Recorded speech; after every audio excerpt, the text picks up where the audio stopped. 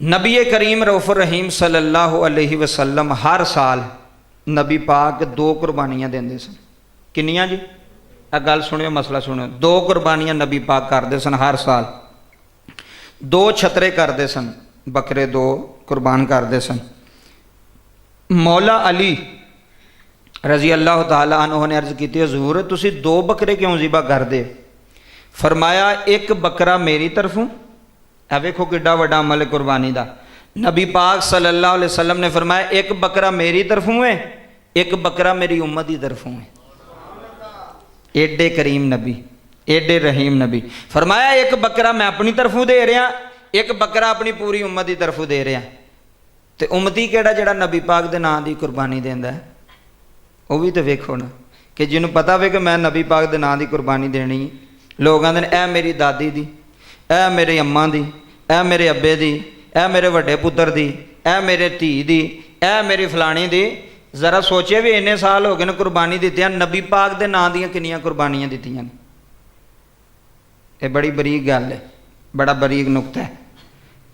अगर जिन्हों अल्लाह ने माल दिता, साहब सरवत बनाया, वो एक हिस्सा हजूर दे नाम दा पहला रखन, नबी पाक दे नाम दा। क्या नबी पाक दे नाम साडा बाद चों है जी, हजूर दा पहला। तो नबी पाक नहीं वेंदे होने भी केड़ा केड़ा जिहदी मेरे नाल इन्नी मुहब्बत, जिहड़ा मेरे नाम दा हिस्सा पे रखदा है। और असी तो कहने जानने वालियां नूं अपणियां नूं कहीं दसिया भी, कहा भी कि तुसी नबी पाक दे नाम दी कुरबानी करया करो, हिस्सा रखिया करो।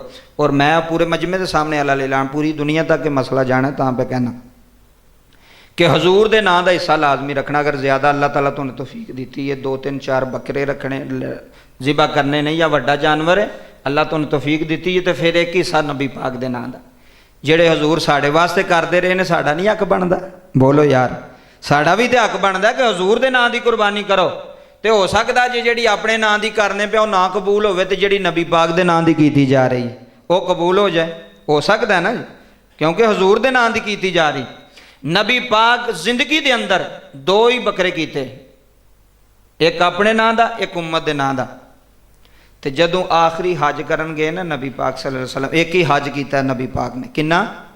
एक ही हज किया हजूर ने। वो एक हज पता क्यों किया जे? यह भी मैं तुहानूं हिकमत दस दियां, बंदे नहीं पता।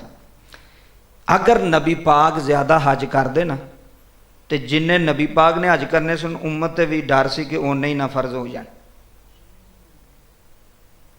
उन्ने ही ना फर्ज हो जाए।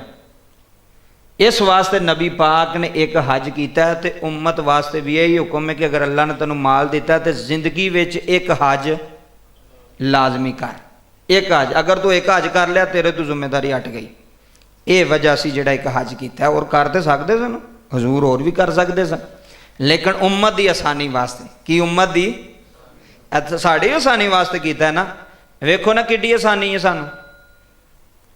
नबी पाक सल्लल्लाहु अलैहि वसल्लम ने फरमाया जिथे पानी ना लभे उथे की करो?